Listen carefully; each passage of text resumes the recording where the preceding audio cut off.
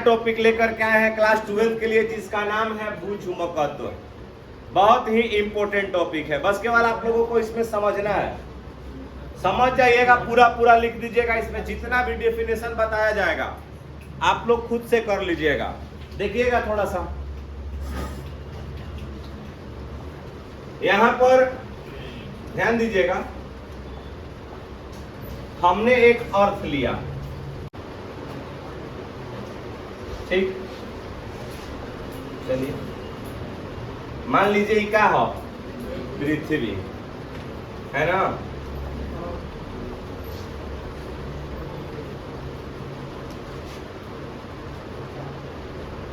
ध्यान से देखिए, हमने एक पृथ्वी ले लिया। क्या ले लिया? पृथ्वी।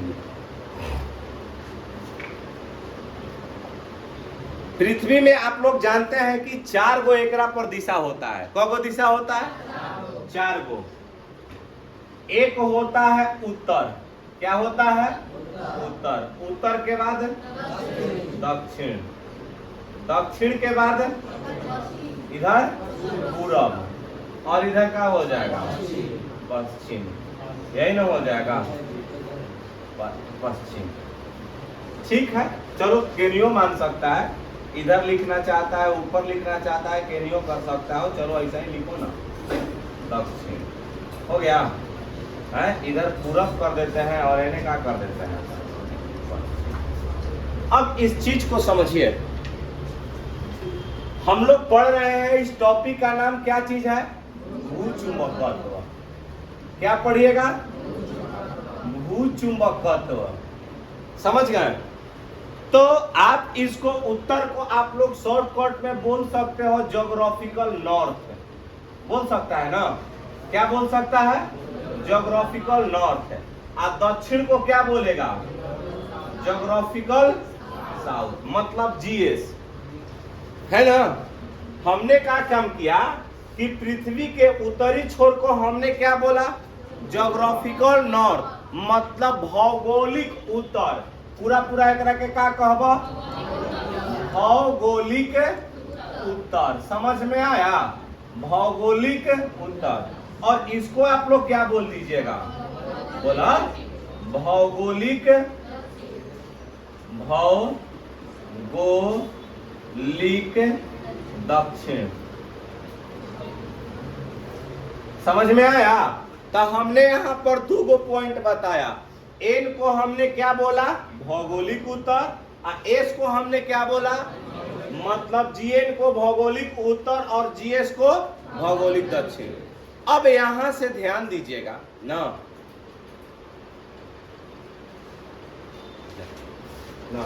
अब हमने एक यहां से एक रेखा खींचा ना, देखिएगा ध्यान से। हमने एक रेखा खींचा, कहां से? हमने जीएन से लेकर के जीएस तक एक रेखा खींचा। क्या खींचा? रेखा। अब बताते हैं थोड़ा सा ना, समझ लीजिए, ध्यान दीजिएगा, समझिए। एकरा में एकदम ना काला काला जो दिख रहा है ना, तो हमने जीएन से लेके जीएस तक ना, कहां से कहां तक? जीएन से जीएस तक हमने एक रेखा खींचा ना। अब ये बताओ, इस रेखा का नाम क्या होगा? ध्यान से देखिएगा ना। तो अब यहाँ पर ये बतलाइए कि ये जो रेखा है किसको मिला रहा है? जीएन को जीएस के साथ। जीएन को जीएस के साथ क्या कर रहा है? मिला रहा है। इसलिए इस रेखा का नाम क्या हो जाएगा? बताओ। भौगोलिक अक्ष। क्या बोलबो? जोर से बोलो। भौगोलिक अक्ष। कहने का मतलब ये हुआ ना कि हमने एक रेखा खींचा। कहां से खींचा? जीएन से। कहां तक? इस रेखा का नाम क्या हुआ? तो डायरेक्ट आप लोग परिभाषा इसका बना दीजिएगा ना। तब परिभाषा क्या बनाइएगा ना कि भौगोलिक उत्तर। क्या बोलिएगा? जोर से बोलो। भौगोलिक उत्तर और भौगोलिक दक्षिण को मिलाने वाली रेखा क्या कहलाती है? क्या कहलाएगी? समझ गिला जाए ना। अच्छा, इससे पहले आप लोग एक चीज पढ़े होंगे ना हमने आपको बताया था कि जब एक छड़ चुंबक को धागे के सहारे अगर बांध दीजिएगा तो वह सदैव उत्तर से दक्षिण दिशा की ओर लटकता है। कहने की ओर लटकता है, क्या वह सदैव उत्तर से दक्षिण दिशा की ओर लटकता है? सही बात है, बात सही है। तो क्या वह परोपर लटकता है? नहीं, थोड़ा सा मुड़ा हुआ होता है। क्या होता है? अब कहने का मतलब ये हुआ, अब यहां पर समझिएगा ना, हमने क्या काम किया, एक हम यहां से चुंबक अब लटकाएंगे, समझ गए ना, ध्यान से समझिएगा कि हमने एक चुंबक लटकाया। क्या लटकाया? चुंबक। अब इस चुंबक को ना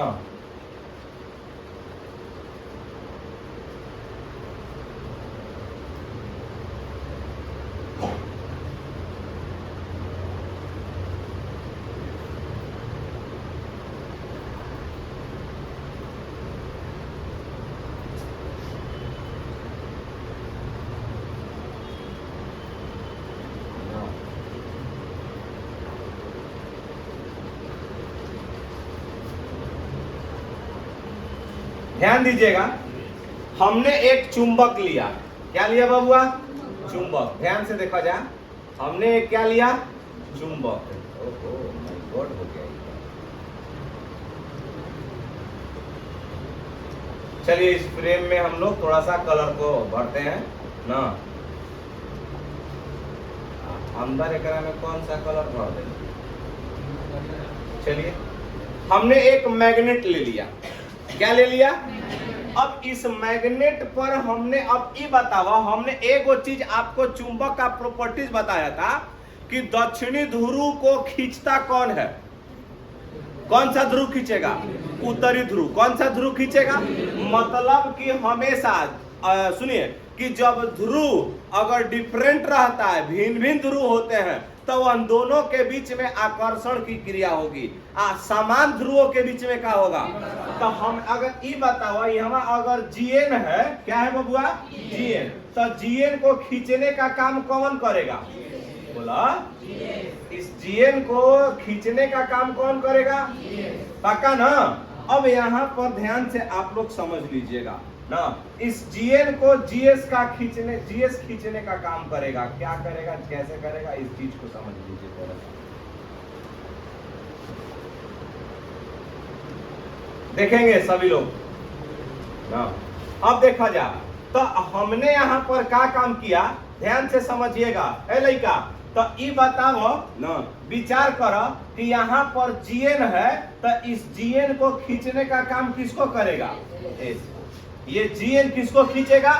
मतलब उत्तरी ध्रुव और दक्षिणी ध्रुव के बीच में आकर्षण की क्रिया होगी, और इस जीएस के बीच में किसकी क्रिया होगी? तो एक साइड में हमने साउथ रख लिया और दूसरा साइड में क्या रख लिया?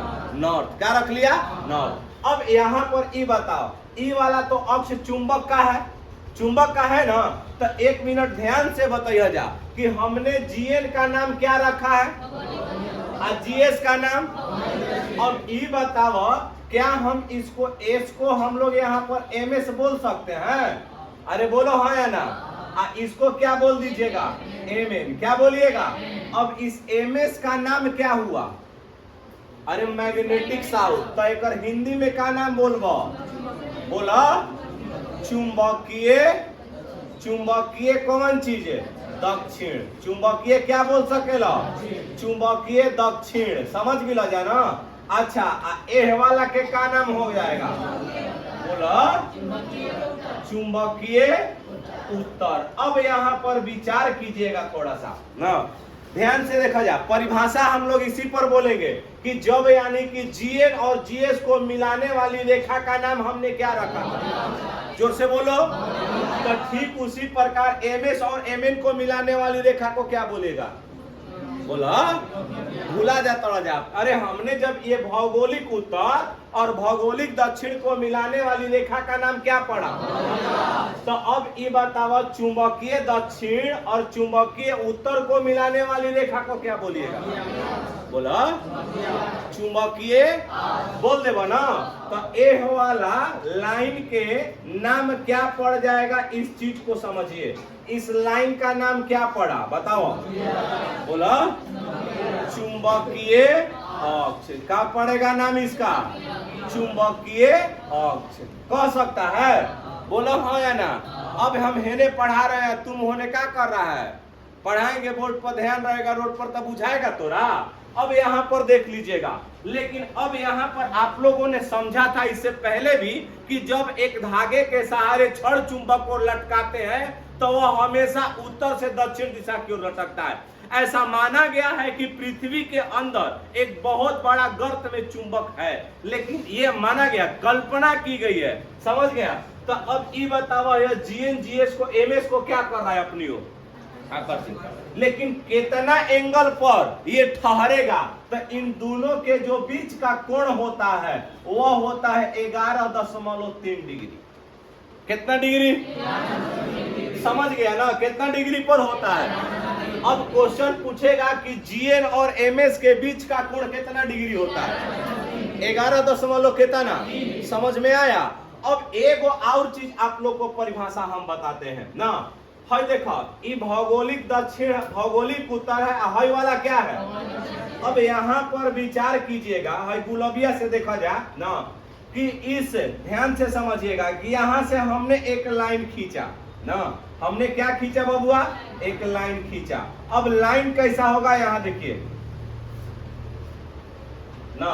ये बताओ, यह जो लाइन हमने अभी डाला है ना, अगर ये करिएवा से लाइन देखा जाए थोड़ा सा ना, ध्यान से समझ लीजिए ना। अच्छा, ये वाला कलर में, ये वाला जो आप कलर देख रहे हैं पश्चिम से पूरब तक हमने एक बीचों बीच लाइन खींचा है। और यह जो यानी कि ना लाइन है ना, किसको पार कर रही है? जीएन और। तो अब यहाँ पर ध्यान से समझ लीजिएगा, इसका नाम क्या होगा? तो क्या बोलिएगा ना कि भौगोलिक उत्तर और भौगोलिक, सुनिए, भौगोलिक उत्तर और भौगोलिक दक्षिण के ना बीचों बीच खींची गई रेखा क्या कहलाती है? भौगोलिक यामयोत्तर। क्या कहलाती है? या इसका दूसरा परिभाषा कहता है कि भौगोलिक अक्ष को लंबवत काटने वाली रेखा को हम लोग क्या बोलेंगे? दादाओं ने कहा जाता रहा इहो भागे के फेरा में जोन डर जाई क्या? हाँ बाबा बोलावा समा तोर बाबा है ना। यहाँ देखिएगा, तो अब बताओ फिर से, भौगोलिक अक्ष को लंबवत प्रतिच्छेद करने वाली ना रेखा को हम लोग क्या बोलेंगे बताओ? भौगोलिक यामयोत्तर। क्या बोलिएगा? भौगोलिक, भौगोलिक यामयोत्तर। याम योत्तर। समझ में आया कि नहीं आया? अब यहाँ पर देख लो, ये तो हम भौगोलिक के लिए बताए हैं कि क्या एक चुंबक को भी प्रतिच्छेद करेगी? बोलो हाँ या ना? बिल्कुल करेगी। लंबवत एकदम काटेगी, प्रतिच्छेद करेगी। कैसे? यहाँ देख लीजिएगा। अब इस रेखा का नाम क्या होगा? तो अब यहाँ पर देख लीजिएगा थोड़ा सा ना, करिएवा है, समझ गए? अच्छा नहीं, करीबा से बदल देते हैं। ये ब्लू की दिख रही है क्या है आपको? अच्छा हरियर की देखेंगे, चलिए हरियर की काटते हैं ना। अब विचार कीजिए, आप लोग यहाँ पर विचार कीजिएगा, ध्यान से समझ लो कि भौगोलिक अक्ष को लंबवत काटने वाली रेखा का नाम क्या हुआ? बोला भौगोलिक। तो क्या बताइए कि चुंबकीय अक्ष को लंबवत प्रतिच्छेद करने वाली रेखा का नाम क्या होना चाहिए? बोला भौगोलिक यामयोत्तर हो जाएगा। एकदम पौरा है करे ना। क्या नाम हो जाएगा इसका? चुंबकीय, चुंबकीय यामयोत्तर। क्या नाम हो जाएगा बबुआ? समझ में आया कि नहीं आया? पूरा पूरा समझ में आ गया। अब एक और चीज और आप लोग देख लीजिएगा ध्यान से ना, अब थोड़ा सा विचार कीजिएगा ना, एक बार और हम लोग पूरा इसको समझा देते हैं। इसको देख लीजिए, जिसको जहां भी डाउट होगा हम एक बार और बताएंगे।